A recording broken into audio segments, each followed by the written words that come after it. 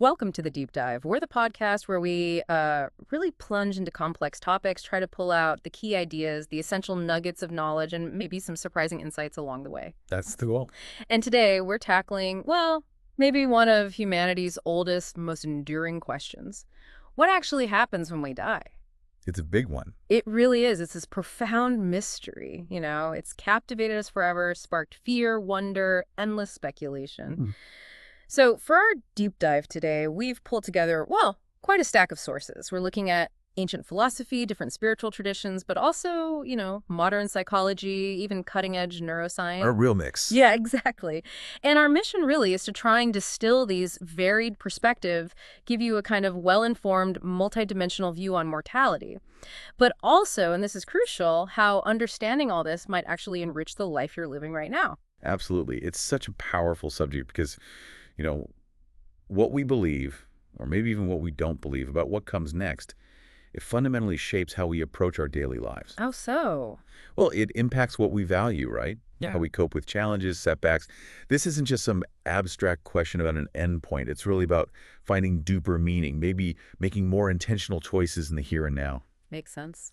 So yeah, we'll be exploring how these different perspectives kind of talk to each other, what we can learn from them, and what practical takeaways you can maybe gain for your own journey. Always, presenting the info from the sources impartially. Right. We're not here to endorse any single view. Exactly. That's precisely the goal. So we're going to start by equipping you with some, let's call them philosophical tools for navigating uncertainty.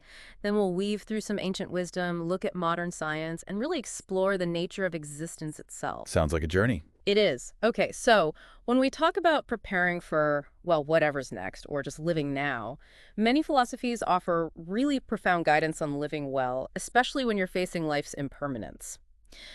Let's start with the Stoics. Ah, the Stoics. Often misunderstood. Yeah, people think, stiff upper lip, no emotions, but that's not really it, is it? Not at all. Stoicism is actually a deeply practical philosophy. It's about achieving inner peace, tranquility, precisely by helping us understand and manage what is and, crucially, what isn't within our control, especially when facing those big uncertainties like death itself. Okay, so how does that work in practice? Well, at the heart of Stoicism is this foundational principle. Put aversion only on things that are up to you. Okay, what does that mean exactly? It means focusing your negative feelings, your avoidance, only on things you can actually change specifically, your own bad judgments or intentions. And this ties into what they call the dichotomy of control. The dichotomy of control. Yeah. It's this invitation, really, to meticulously distinguish between what's genuinely in your power, your thoughts, your judgments, your actions, how you react, and what lies completely outside of it. Like what? Well, external events, other people's opinions, whether it rains tomorrow, and yes, even the fact that we will eventually die. Mm-hmm. That all belongs in the not up to us category. So the idea is to focus your energy. Exactly. Focus your mental energy, your emotional investment only on what you can control.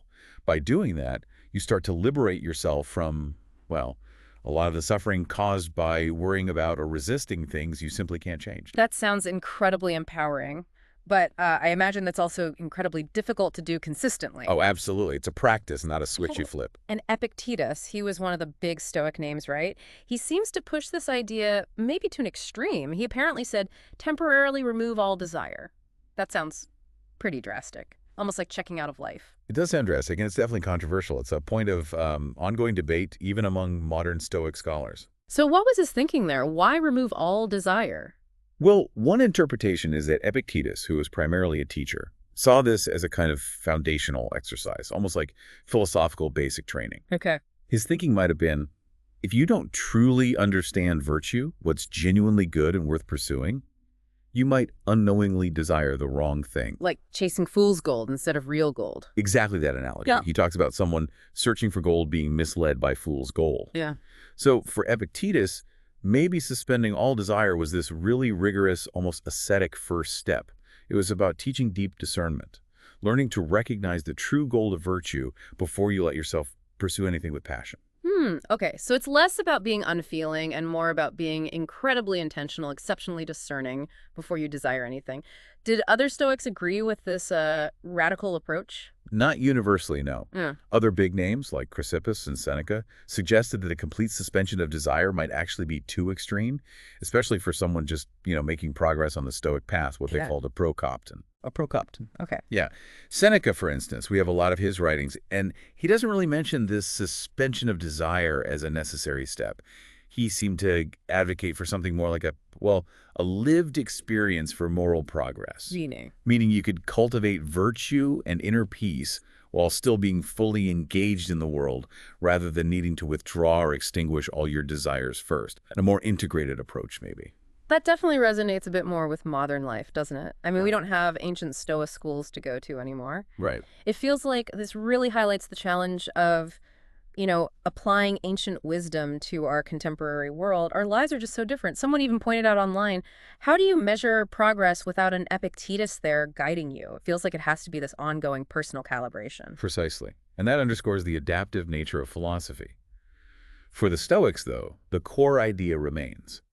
Happiness fundamentally resides in what we deem we are responsible for. So focusing on your own sphere of influence. Yes, this belief system inherently gives you agency. And the idea of cultivating no expectations is often cited as a powerful path to happiness within this framework. No expectations. That sounds challenging. It is. But the logic is, if you genuinely don't expect specific outcomes from external events, things largely beyond your control, Yeah. you naturally become less vulnerable to disappointment, anger, frustration, when things inevitably don't go the way you hoped. It makes me think of that Gene Wilder line from Willy Wonka. You know the one. Remind me. Wonka asks Charlie what happened to the man who suddenly got everything he always wanted. Charlie says, "What happened?" And Wonka replies, "He lived happily ever after." Now, obviously, the writer probably didn't mean it this way, but But you can interpret it stoically. Absolutely. Yeah. It's a wonderful, if unintentional, analogy. how so? Well, if we connect this to the bigger picture, it brings up a really compelling question. Mm-hmm. What does it mean to live a life so fully, so virtuously, that the effort involved essentially becomes invisible or feels effortless? Now, the suddenly part, is Wonka's quote, isn't very stoic. They emphasize consistent lifelong effort. But the idea that a lifetime of diligent work towards virtue eventually leads to a state where peace and contentment are so deeply ingrained, so second nature, that the struggle itself seems to vanish. That's a profound Stoic insight. So happiness isn't just a feeling, it's a cultivated state. Exactly. It's a state of being achieved through consistent, disciplined focus on what truly lies within your power, not just luck or external gifts.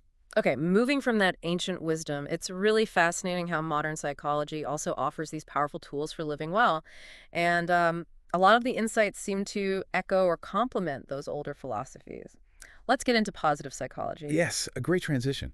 Because positive psychology isn't just about, fixing what's broken, treating mental illness. It's really a proactive science focused on human flourishing. Flourishing, I like that. Yeah, it's a rapidly expanding field, very research-based, and it's specifically focused on helping people not just function, but truly thrive. How does it do that? Its goal is really to build upon individual strengths across all parts of life, personal, work, relationships.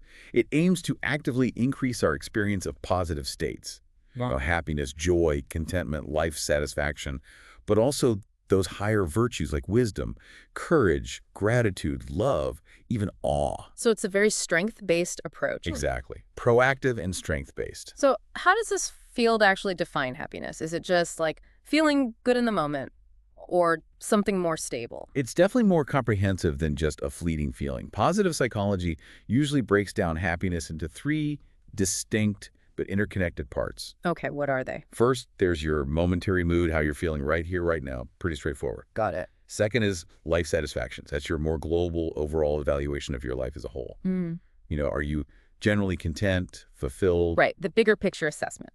Exactly. And third is your assessment of specific life domains. So how satisfied are you with particular areas when your work, your relationships, health, finances, that kind of thing? It's a really holistic view.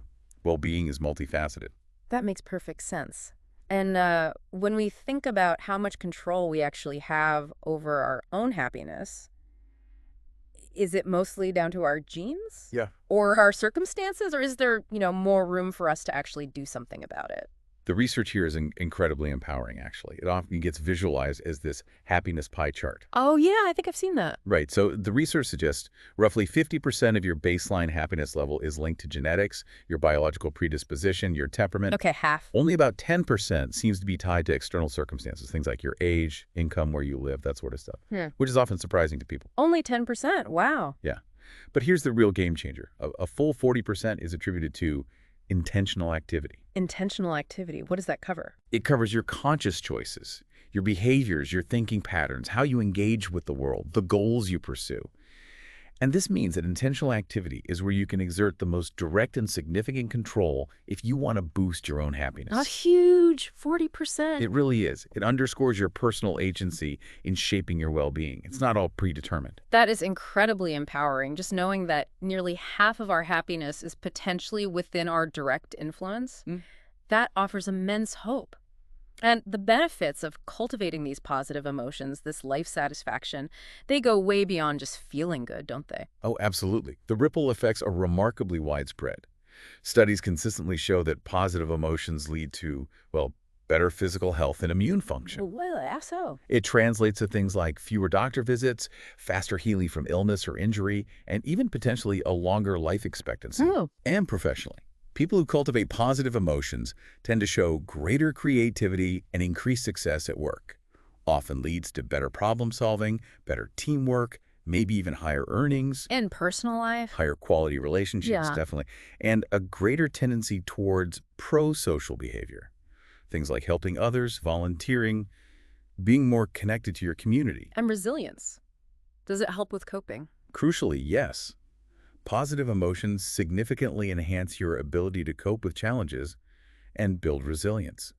It helps you bounce back from adversity more effectively, less likely to get stuck. So it's not just about, putting on a happy face. It's a fundamental shift in well-being that really impacts every single part of your life. Spot on. And Dr. Martin Seligman, who's often called the founder of modern positive psychology, he developed a really well-known framework for this, didn't he? For what he calls the good life. Yes, his model is famously known as PERMA. It's an acronym. Oh. P-E-R-M-A. Okay, break it down for us. What does PERMA stand for? Right, so P is for positive emotion. That's the pleasant feelings, joy, gratitude, serenity, hope, pride, amusement, you name it. Feeling good. Got it. P is for engagement. This is about being fully absorbed in activities, finding that state of flow where you lose track of time because you're so engrossed in something challenging and rewarding. Flow. Okay. T. R is for relationships. This emphasizes just how vital, positive, nurturing, supportive connections with other people are for our well-being. We're social creatures. Makes sense. M is for meaning. This involves feeling connected to and serving something bigger than yourself, having a purpose, contributing to the greater good. Right. And finally, A is for accomplishment or achievement. This is about pursuing goals, mastering skills, having that sense of competence and success that comes from striving and achieving. PERMA. Positive emotion, engagement, relationships, meaning, accomplishment. Exactly. And if we connect this to the bigger picture, PERMA offers a really comprehensive, actionable framework for intentionally building a life of flourishing. It covers a lot of bases. It really does. It gives us such a clear roadmap. And for listeners who are thinking, okay, this sounds great, but how do I do it? Positive psychology also offers very concrete, practical strategies, right? What are some effective ones people can start trying today? Oh, there's a whole toolkit, and they're all evidence-based. For instance, actively focusing on problem solving when you face difficulties, rather than just, say, ruminating or venting endlessly. That shifts your mindset towards solutions. Okay. Constructive. Intentionally building and nurturing quality relationships is huge. Spending time with people who genuinely uplift and support you. Makes sense. Practicing gratitude is incredibly powerful. Simple things like keeping a gratitude journal, maybe listing 3 things you're thankful for each day. It rewires your brain to notice the good. I've heard good things about that. Engaging in random acts of kindness, even small ones. They give you an immediate mood boost and obviously help others too. What? Actively savoring experiences. Really tuning in and appreciating pleasant moments. A good meal, a walk in nature, listening to music. It intensifies and prolongs the positive feelings. Being present for the good stuff. Exactly. Setting meaningful personal goals, whether big or small, gives you direction, purpose, a sense of progress. And finally, practicing self-compassion. Self-compassion, how does that fit in? It means Being as kind and understanding toward yourself, especially when you fail or struggle, as you would be towards a good friend. It builds inner resilience and reduces harsh self-criticism. These aren't just, feel-good ideas. They're proven pathways to increasing happiness and overall life satisfaction. That's a fantastic set of practical tools. Okay, so transitioning from these broader frameworks of well-being, let's zero in on something that impacts our experience of, well, every single moment. Mindfulness. Ah, mindfulness, yes. It's another really powerful tool for living well. It seems deeply rooted in ancient traditions, but it's been so widely adopted and studied by modern science now. The benefits seem pretty profound. They really are. At its core, mindfulness is essentially the practice of training yourself to pay attention, specifically to focus on the present moment, intentionally. Paying attention. How? It involves becoming acutely aware of what's happening, both inside you, your thoughts as they arise, your feelings, your bodily sensations, and also outside you, your immediate environment, sights, sounds. But here's the crucial part. Observing all of this without judgment. Without judgment. That sounds like the tricky bit. It is the tricky bit. As one expert nicely put it, it's about looking at our thoughts and feelings with curiosity, gentleness, and kindness, even the difficult ones. Its origins are deep in Buddhist meditation, absolutely. But its applications today go way beyond just spiritual context. It's used in therapy, in education, in business. So how does one actually practice it? Do you need to sit on a cushion for hours, or can it be part of everyday life? Both, really. It can certainly involve formal sitting meditation. You might focus on the sensation of your breath or scan through your body noticing sensations. And when your mind wanders off, it absolutely will. Constantly, the practice is just gently, kindly guiding your attention back to your chosen focus again and again. Okay. But the great strength of mindfulness is its flexibility. You can integrate the practice into almost any daily activity. Mindful walking, just feeling your feet on the ground. Mindful eating, really tasting your food. Mindful listening during a conversation. So it's about the quality of attention you bring. Precisely. It's the intentional awareness, moment by moment, rather than the specific setting. And the health benefits. You hear a lot about those. Are they well supported by research? Yes, increasingly so. There's a growing body of scientific studies showing really compelling benefits. Mindfulness-based interventions have shown remarkable effectiveness in reducing symptoms of anxiety and depression. That's significant. Also lowering blood pressure, improving sleep quality. For people coping with chronic pain, it doesn't necessarily eliminate the pain, but it helps them relate to it differently, improving their quality of life. How does it help with something like depression specifically? Well, one key mechanism seems to be fostering the ability to stay grounded in the present. Depression often involves getting stuck ruminating about the past or anxiously worrying about the future. Mindfulness helps break that cycle by anchoring you in the now, preventing your attention from being constantly hijacked into the past or future. Right, interrupting those negative thought loops. Exactly. And current research is actively exploring its effectiveness for other conditions too. Things like PTSD, eating disorders, addiction. The results are looking pretty promising across the board. It sounds like it helps you develop a much healthier, maybe more objective relationship with your own mind and body. Can it also help us build better habits? I know for me, sticking to exercise routines or resisting unhealthy cravings can be a real struggle sometimes. It absolutely can. By increasing your body awareness and your general attentiveness, mindfulness empowers you to make more conscious, healthier choices. How does that work? Give me an example. Okay, let's say you mindfully eat something unhealthy, like a sugary snack. Instead of just mindlessly consuming it, you might become acutely aware of that unpleasant sugar crash or energy dip that follows maybe an hour later. Yeah, I know that feeling. Right. That distinct, remembered physical sensation, noticed through mindfulness, can then influence your future choices. You're more likely to pause and think, do I really want to feel like that again? Ah, okay. Learning from direct experience. Precisely.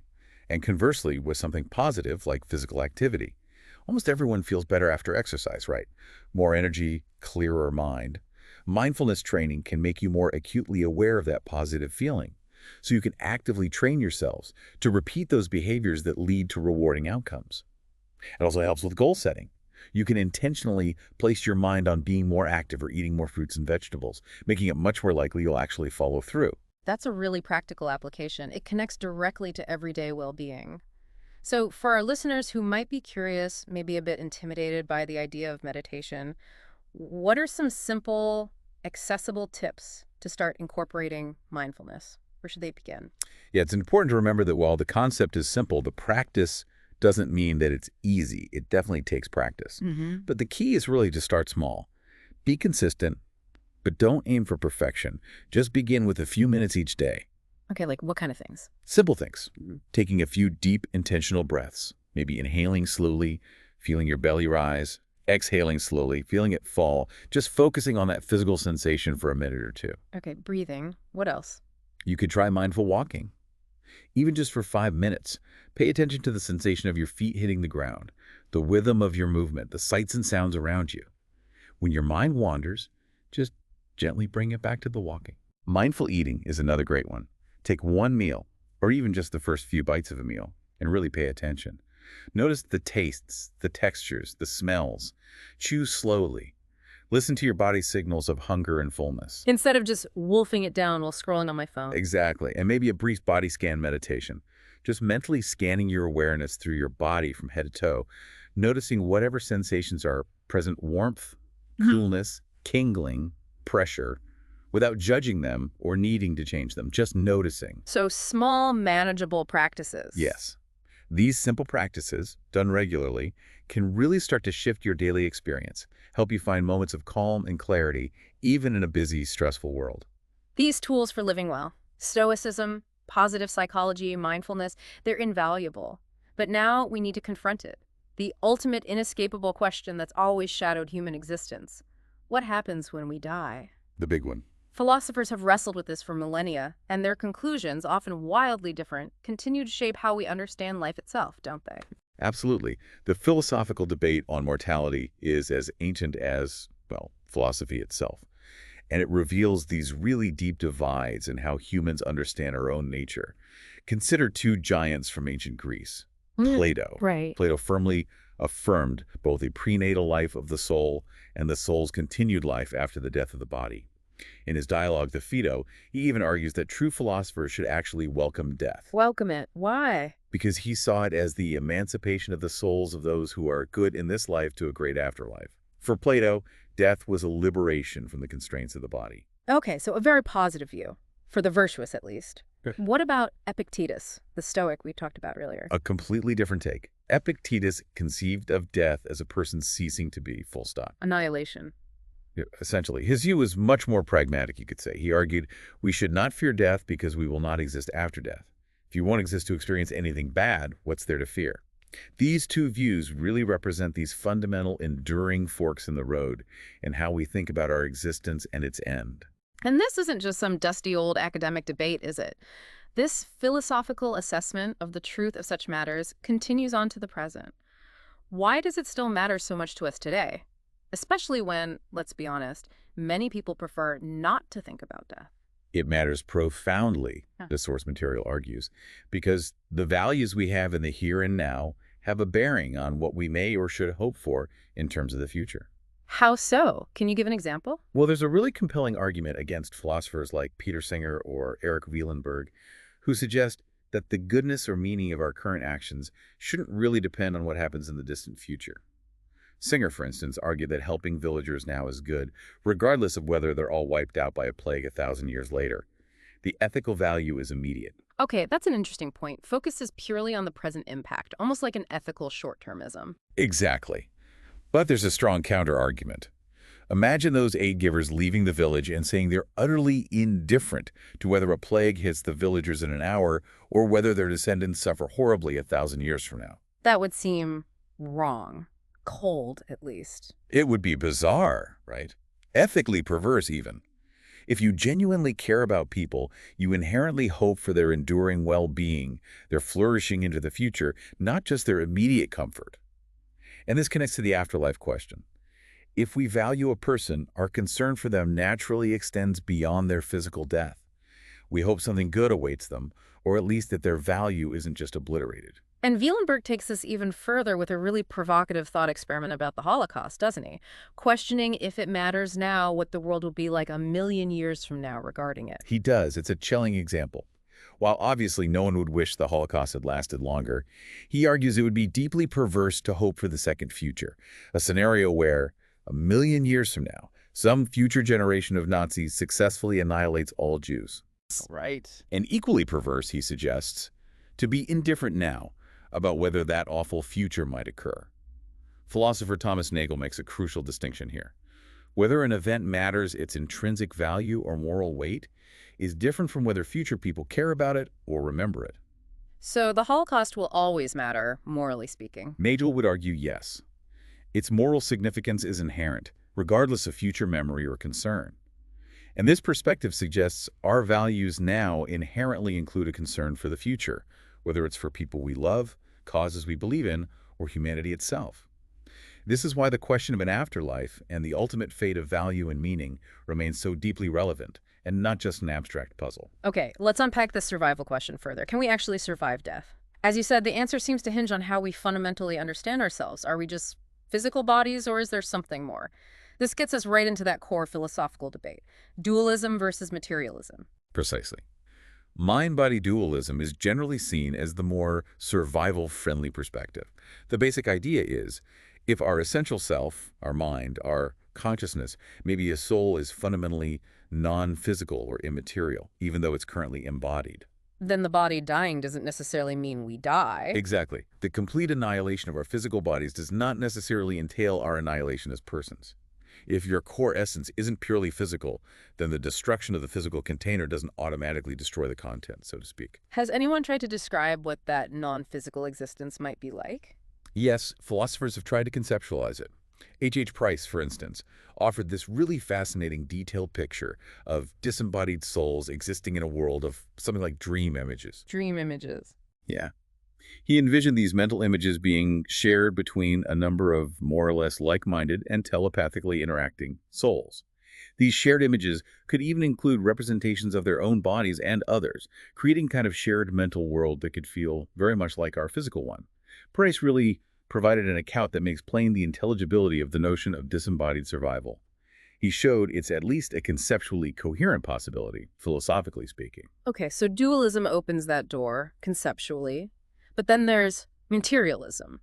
If materialism is true, if we are nothing more than our physical bodies, that seems to pose a massive challenge to the whole idea of surviving death. It certainly does. If we are nothing more than our bodies, then death logically implies the annihilation of the person. When the body ceases to function and decomposes, there's simply nothing left to survive.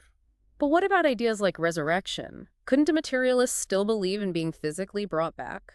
They could try, but it runs into some serious philosophical hurdles, particularly around personal identity. Think about that classic thought experiment involving St. Augustine's manuscript. Remind me. Imagine a manuscript Augustine wrote was completely burned.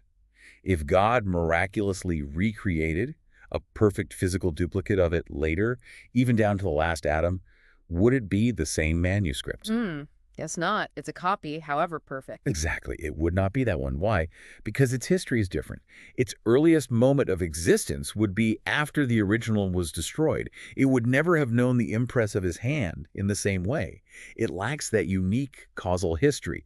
This highlights the formidable difficulties in proving an identity-preserving materialist resurrection. Even a perfect physical replica might not be you in the truest sense of continuous identity.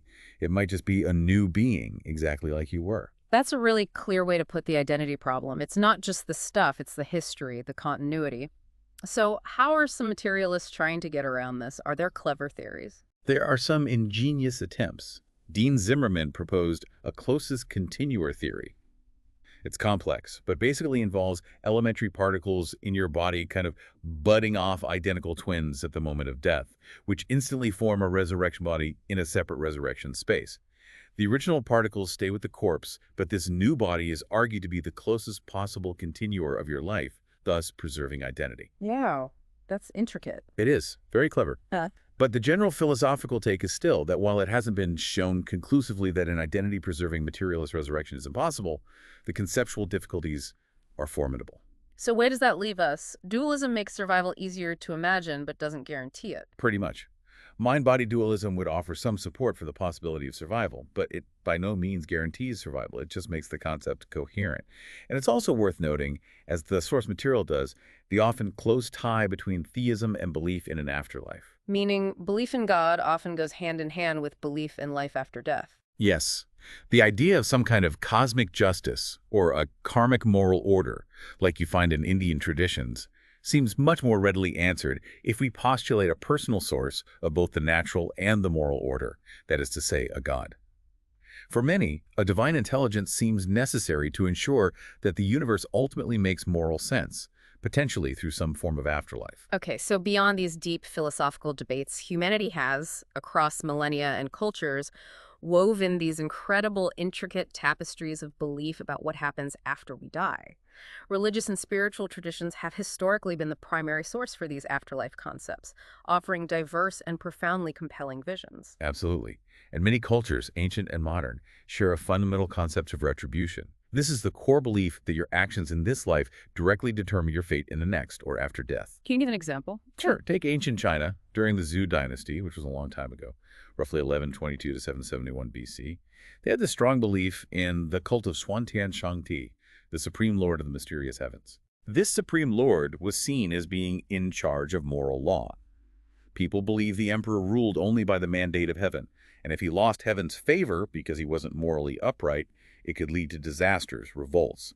This idea deeply influenced Confucius later, emphasizing that a leader's moral character was essential for cosmic order and good governance. So, moral accountability was baked into their worldview from the ruler down, linking earthly life to a cosmic force.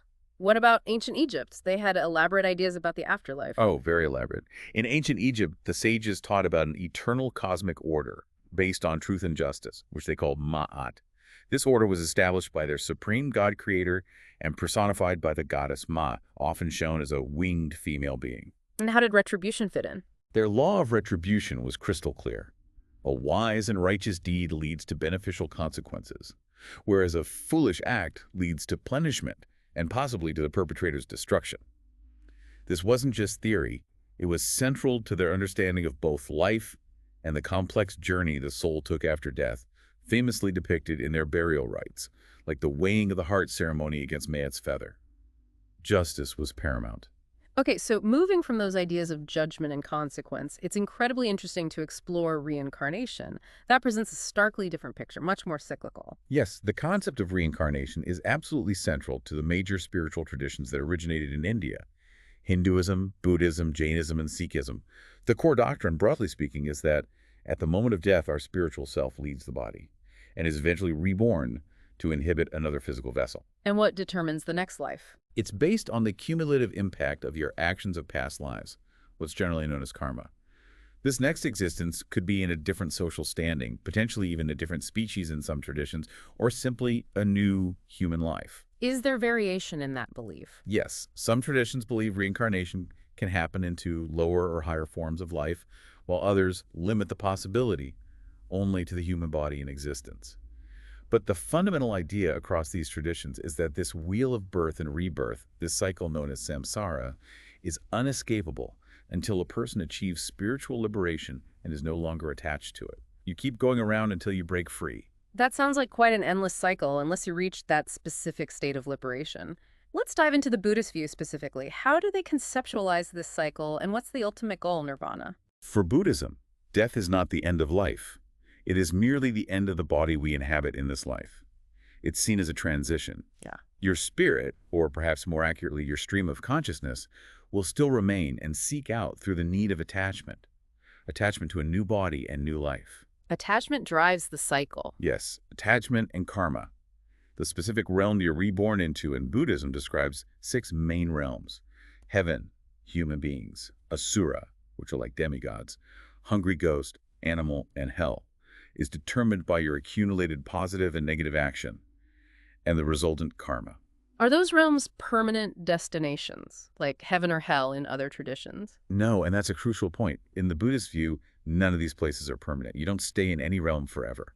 Life is seen as this continuous, fluid journey through different states of existence, all conditioned by your past actions and intentions. It's a constant flow. Constant flow, impermanence. That reminds me of the famous story about the mustard seed. Exactly. That story beautifully illustrates the universality of death. The Buddha encounters a woman grieving the loss of her child. He tells her he can help if she brings him a single mustard seed from a house where no one has ever died. And of course. Of course, she goes door to door, but everywhere she goes, someone has experienced loss. She eventually realizes that death is an inescapable universal part of existence, shared by every single being. It fosters acceptance. So, how does one cultivate good karma then to maybe influence the cycle positively? The Dalai Lama, for example, emphasizes core ethical principles.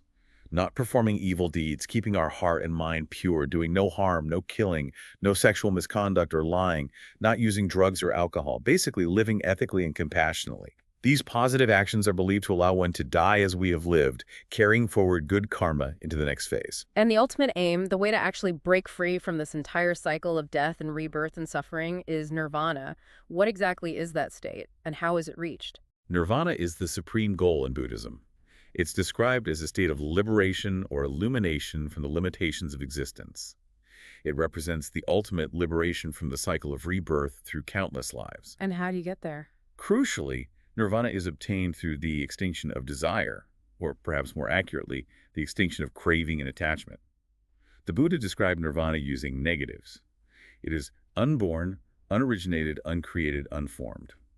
This fundamentally contrasts it with the transient, conditioned world we experience, the born, originated, created, and formed phenomenal world that's always changing and, because of our attachment to it, inevitably leads to suffering, dukkha. So enlightenment means reaching nirvana. Did Buddha achieve it in life? Gautama Siddhartha achieved a profound state of enlightenment, Bodhi, during his lifetime, yes. However, some schools of thought believe that it was only after he had passed away, after the dissolution of his physical body, that he reached such a place of perfect tranquility, parinirvana. This implies that perhaps some subtle residue of human defilement or attachment might remain as long as the physical body exists. So it's a complete release from suffering, found by truly profoundly letting go of all attachment, all craving. Precisely. That's the core Buddhist insight. If we are not free from the vicious cycle of death and rebirth, we are doomed to the endless cycles of life and death and its paradoxical nature of suffering, all because we are so attached to the existence in the first place. So the preparation for death is really about cultivating non-attachment now. Yes. The Buddha urged us to prepare for death, to prepare for that journey by cleansing the mind and not being so attached to things, to be able to let go and release ourselves for needing to be, from needing to have.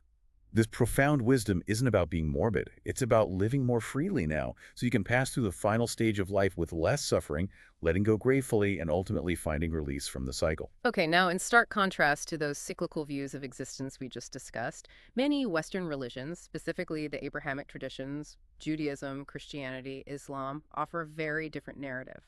Much more linear, often centered on a single divine judgment. That's right. In these Abrahamic faiths, the fundamental belief, generally speaking, is that after death, the human soul goes through divine judgment. And based on that judgment reflecting one's deeds and faith in life, the soul moves to its spiritual dwelling either in paradise or the inferno, a more definitive, often eternal outcome. How does traditional Christianity view this, particularly regarding the body? Traditional Christianity strongly believes in bodily resurrection, following the example of Jesus Christ's resurrection. The belief is that at the last judgment, the righteous will be resurrected with transformed spiritualized bodies to inhabit the kingdom of heaven eternally. So there's an emphasis on a form of physical continuity, albeit perfected. And how do Judaism and Islam differ on that point, the bodily resurrection aspect? They generally hold a distinct view. Followers of Judaism and Islam deny the bodily resurrection of Jesus, as Christians understand it, and therefore typically argue that after death, the human soul will lead a purely spiritual existence. This existence will be either in the realm of eternal bliss or everlasting damnation, based on divine judgment. So for them, the continuation is primarily spiritual, not involving a reconstituted physical body in the same way. What about Orthodox Christianity? Do they have a particular nuance here? Yes, Orthodox Christianity offers a fascinating perspective. They often teach that heaven and hell are not physical places, in a literal geographic sense, but rather actual states of being. States of being, how so? These states are experienced when the soul encounters God after death, described as the Almighty God of consuming fire and love.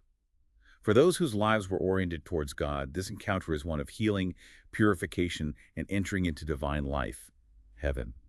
For those who rejected God or lived in opposition to divine love, this same encounter is experienced as painful, tormenting withdrawal, hell. Crucially, they often believe these states actually begin in this life, based on our relationship with God now, and simply continue in the world to come.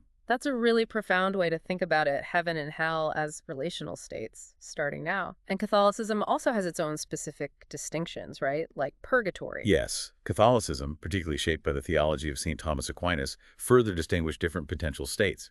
There's heaven for the saints, hell for the damned, which historically included concepts like the limbo of the fathers for righteous pre-Christian figures and the debated limbo of children for unbaptized infants, and also purgatory. What exactly is purgatory? Purgatory is seen as an intermediate state after death. It's not eternal damnation, but a place or process of purification for souls who died in God's grace, but still need cleansing from the temporal effects of their forgiven sins before they can fully enter the joy of heaven. It's a temporary cleansing, preparing the soul for eternal bliss. Okay, that clarifies those distinctions. Now, what about the Jehovah's Witnesses? Their views on the afterlife are often quite distinct, aren't they? Can you give us a summary of their unique doctrine? They do have a very specific and distinct doctrinal understanding, yes. Jehovah's Witnesses believe humans were originally created physically eternal but not spiritually immortal. What's the difference? They interpret Scripture, like Ezekiel 18.4, the soul that sinneth it shall die, to mean humans were designed to live forever physically on earth, but don't possess an inherently immortal soul that automatically survives death and goes somewhere else. So what was the punishment for Adam and Eve's sin then? For them, the punishment for original sin was primarily physical death, passed down to all humanity. They don't typically believe in an eternal hellfire for the wicked. So what happens after death, according to their beliefs? Is there resurrection? Yes, but they believe in two distinct forms of resurrection. First, a spiritual rebirth reserved exclusively for Christ and the anointed class of 144,000 individuals chosen throughout history, who they believe will rule with Christ in heaven. And for everyone else? For everyone else deemed righteous, they believe in a physical restoration for the rest of us. These individuals will be resurrected to live forever on a restored paradise earth, fulfilling God's original purpose. What about the Last Judgment in their view? Their vision of the Last Judgment is quite detailed. They identify the second advent, or coming of Christ, with the coming of the kingdom of God on earth. This initiates a millennial kingdom, a 1,000-year period which itself is a time of divine judgment and a time of test for resurrected humanity living on earth. And after that millennium? After the 1,000 years, there's a final trial where Satan is symbolically let loose before the battle of Armageddon. Those who ultimately side with God's enemies will encounter hell, Hades, Gehenna, which they interpret as experiencing the second death, which is literal annihilation. They simply cease to exist permanently. But the rest will live happily ever after, in perfection on the paradise earth. That is a very clear, detailed, and unique narrative. Physical annihilation for the wicked, earthly paradise for the righteous majority, and a heavenly role for a select few. Quite different. Now, what about the Baha'i teachings? Do they offer a more literal or perhaps a symbolic view of heaven and hell? The Baha'i teachings strongly lean towards a symbolic interpretation. They explicitly state there is no such physical place as heaven or hell. Instead, their focus is on the eternal journey of the soul towards perfection, a continuous spiritual progression after death. So when scriptures mention heaven or hell? They see those references in other religious texts as entirely symbolic. They describe heaven and hell not as locations, but as states of nearness to and distance from God, both in this life and in the realms beyond. Heaven is closeness to God, spiritual awareness, virtue. Hell is remoteness from God, spiritual darkness, attachment to the lower nature. So a reinterpretation of traditional terms. Exactly. Baha'u'llah, the founder of the Baha'i faith, argued that many traditional philosophical and theological terms for the afterlife should be reinterpreted rather as symbolic descriptions of spiritual realities. The emphasis is squarely on the soul's ongoing development, its evolving relationship with the divine, rather than on literal places of reward or punishment. Okay, let's shift focus again. We've looked at philosophy, religion. Now let's unpack something really compelling that seems to sit at the intersection of science, spirituality, and personal experience. Near-death experiences, or NDEs. Ah, yes, NDEs, a truly fascinating area. These are these first-hand accounts from people who've been to the very brink of death, sometimes even clinically dead, and they come back with these profound stories. What exactly defines an NDE? Well, scientifically, NDEs are defined as the reported experiences of persons who were or perceive themselves to be close to death. And importantly, many such persons met the criteria for clinical death, like cessation of heartbeat and breathing. Are they a new phenomenon? Not at all. Similar experiences have been reported across cultures and throughout history, though systematic study is more recent. And their incidence is pretty significant. Studies suggest they occur in approximately 10 to 20% in survivors of in-hospital cardiac arrest. What's so striking about them? Two things, mainly. First, their vivid phenomenology. People often describe the experiences as feeling intensely real, sometimes even realer than real, incredibly clear, structured, and profound. Second is their deep transformative effect on individuals. People often report major shifts in their values, beliefs, and approach to life afterwards. Less fear of death, greater appreciation for life, more compassion. But scientifically, they present a puzzle, A right? huge puzzle. What researchers call the neurobiological paradox. How does the brain generate such a rich, conscious experience? Complex visions, emotions, thoughts, in the setting of an acute physiologic crisis, often associated with hypoxia or cerebral hypoperfusion. Meaning, when the brain is severely lacking oxygen or blood flow, how can it produce more vivid consciousness, not less? Exactly. It seems counterintuitive. Your brain is shutting down, yet it apparently produces this incredibly heightened state of awareness. This paradox is precisely what often leads some people, understandably, to consider metaphysical or supernatural causes for near-death experiences. If the brain can't explain it, maybe something beyond the brain is involved. That paradox is definitely what makes NDEs so compelling. And what's fascinating now is that scientists are really trying to dig into this, actively studying these experiences, looking for the neurophysiological mechanisms, what's happening in the brain at that edge of life. Indeed. And one of the most provocative lines of research involves what are called end-of-life electrical surges. Electrical surges in the dying brain. Yes. Using EEG, which measures brainwave activity, studies have observed these brief but intense surges of activity just before death in some critically ill patients whose life support was withdrawn. For instance, one early study found these surges in 7 patients. A later, larger study looked at 28 critically ill patients and found nearly half, 46.4%, showed such a surge around the time circulatory function ceased. What kind of activity is it? Is it just noise? That's what researchers checked carefully. They found these surges involve specific brainwave frequencies, like gamma waves, which are often associated with conscious perception and cognitive binding.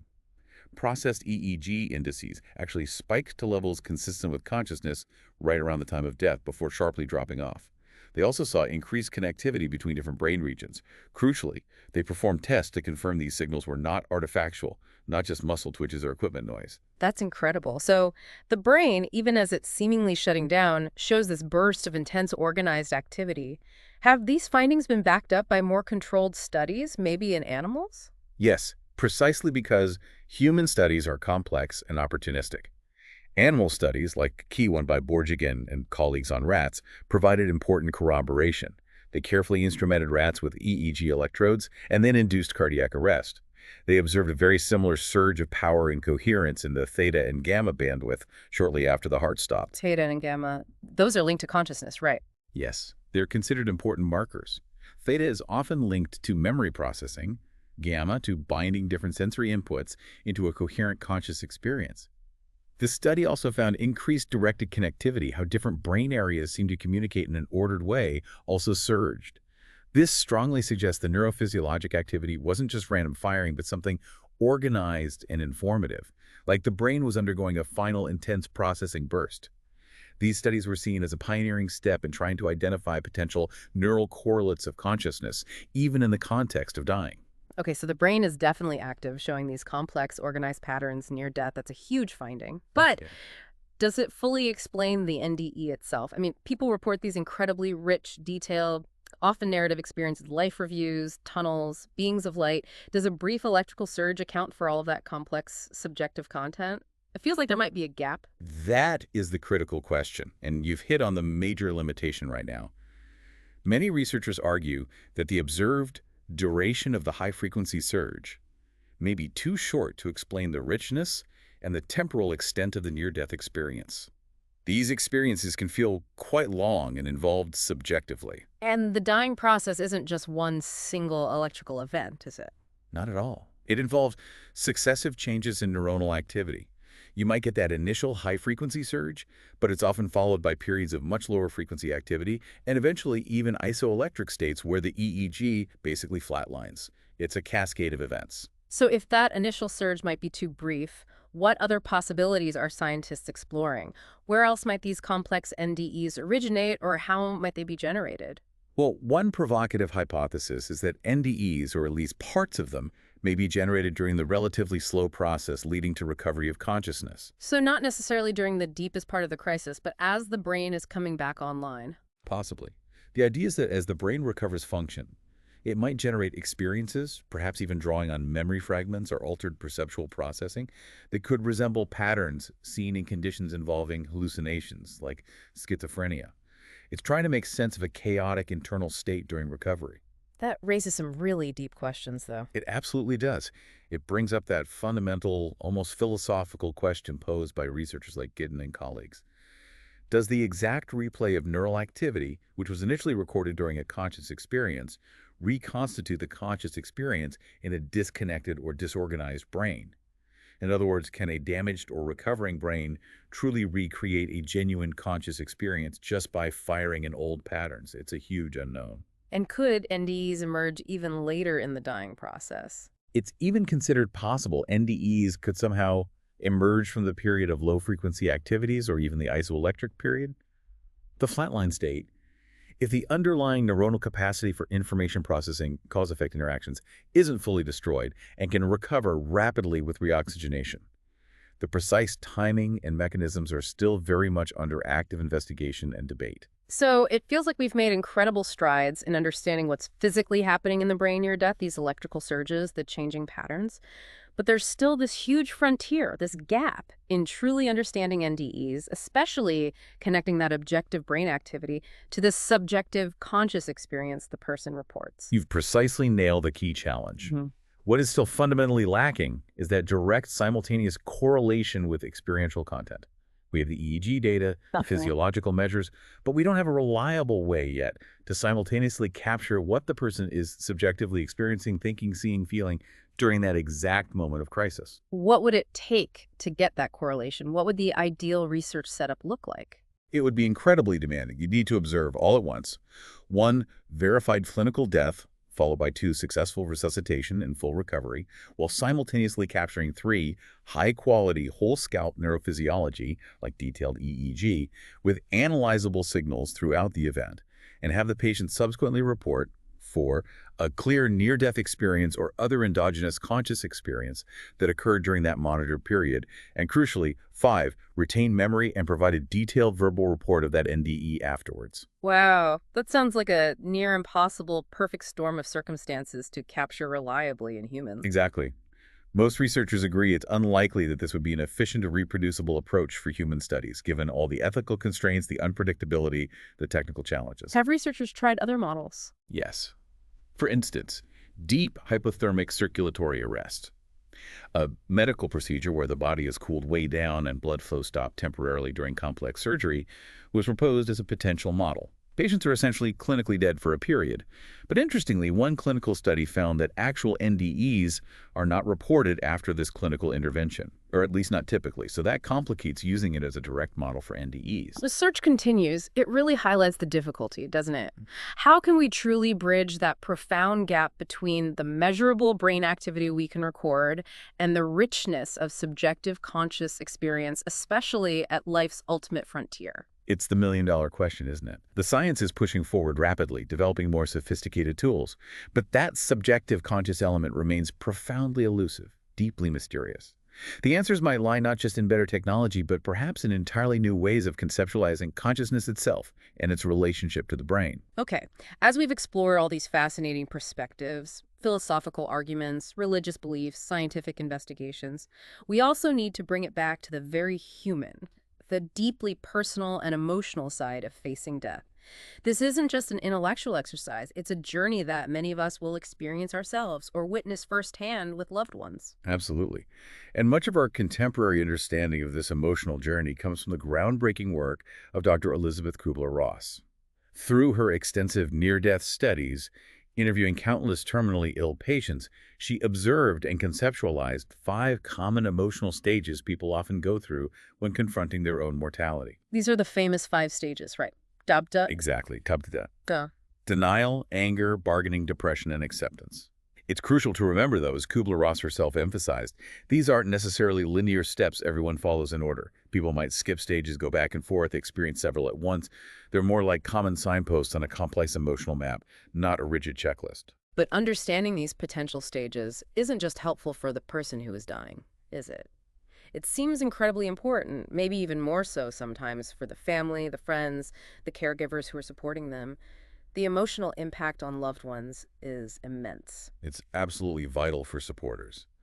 And perhaps, as the source material highlights, the hardest part about supporting a dying person's acceptance phase can be when you, the supporter, are not in that phase yourself. What do you mean? Well, imagine your loved one has reached a state of peace, of acceptance about their impending death, but you're still stuck in anger, or deep depression, or maybe denial, wishing things were different, bargaining for more time. That would create a real disconnect. A profound emotional disconnect. The dying person might feel incredibly alone in their acceptance, unable to share their feelings or make final plans because their supporters aren't emotionally ready to hear it or participate. This really underscores the crucial need for supporters to try and separate yourself from your feelings and honor their acceptance. That sounds incredibly difficult. How can supporters manage that? It's highly recommended that supporters actively seek their own support system. Use other family, friends, or community professionals to process your feelings. This allows you to honor your loved one's unique journey and experience without your own grief inadvertently hindering their process. It's an act of deep love and compassion, really, letting them lead the way in their final stage. So as we bring this whole deep dive full circle now, reflecting on everything from Stoic control to Buddhist non-attachment to the neurobiology of NDEs, what does this all mean for you, our listener? How do we take all this incredibly rich, sometimes conflicting knowledge and actually apply it to our own lives? Not just to prepare for death, maybe, but to live more fully, more vibrantly right now? I think it really connects everything we've touched on. Those philosophies of living well that we started with, Stoicism's focus on mastering what's within your control, positive psychology's framework for intentionally cultivating happiness through PERMA, mindfulness's practice of anchoring yourself in the present moment. These aren't just interesting ideas. They can serve as incredibly powerful, practical tools for navigating the profound reality of our own mortality. So they help us face the inevitable with more grace, less fear. Exactly. They're actionable guides for cultivating a more purposeful life, a life lived with less fear, less regret, and ultimately perhaps more fulfillment. Regardless of what you believe awaits or doesn't await after death, they ground you in the here and now. And that Buddhist wisdom we discussed seems particularly relevant here. That idea of actively preparing for death, not morbidly, but in a way that actually enriches your present life. Absolutely. The Buddha's urging to prepare for that journey by cleansing the mind and not being so attached to things, to be able to let go and release ourselves for needing to be, from needing to have. That's incredibly practical wisdom for anyone at any stage of life. It's about cultivating a state of mind where you can face the end. Where you can surrender to the inevitable without struggle, fostering a profound sense of inner peace. It's not about giving up, it's about letting go of the resistance to reality. And that's incredibly liberating, not morbid. So ultimately, living well is the best preparation for dying well. I think it's a fair summary of what many of these diverse traditions suggest. Leading a responsible and compassionate life, cultivating a degree of healthy non-attachment, not indifference, but non-clinging, enables one to approach the end, when it comes, perhaps able to surrender without a struggle and in a state of grace. This approach fosters a deep sense of peace, even in the face of the unknown. If we connect this to the bigger picture, it strongly suggests that preparing for death is, in essence, preparing for a more fulfilling life, one lived with greater purpose, deeper connection, more intention, and significantly reduced suffering, allowing you to truly embrace every moment you have. Wow. We have certainly journeyed through a vast landscape today. Ancient philosophical debates, intricate spiritual beliefs from cultures across the globe, the cutting edge of neuroscience trying to peek behind the curtain, all grappling with this profound mystery of death and what, if anything, lies beyond. It's been an expansive and I think truly thought-provoking deep dive. It really has. And time and again, haven't we circled back to this fundamental idea that our beliefs, or perhaps even just our unanswered questions about the afterlife, profoundly shape the meaning we find, the urgency we feel in our current projects, our relationships, our day-to-day choices. It's true. Whether you envision reincarnation or a final judgment or simply returning to the elements, or maybe a continued spiritual journey, These concepts provide a kind of invisible framework that implicitly, or sometimes explicitly, guides how we choose to live today. They really do color our present reality. So, as you, our listener, reflect on everything we've explored in this deep dive, maybe consider this final thought.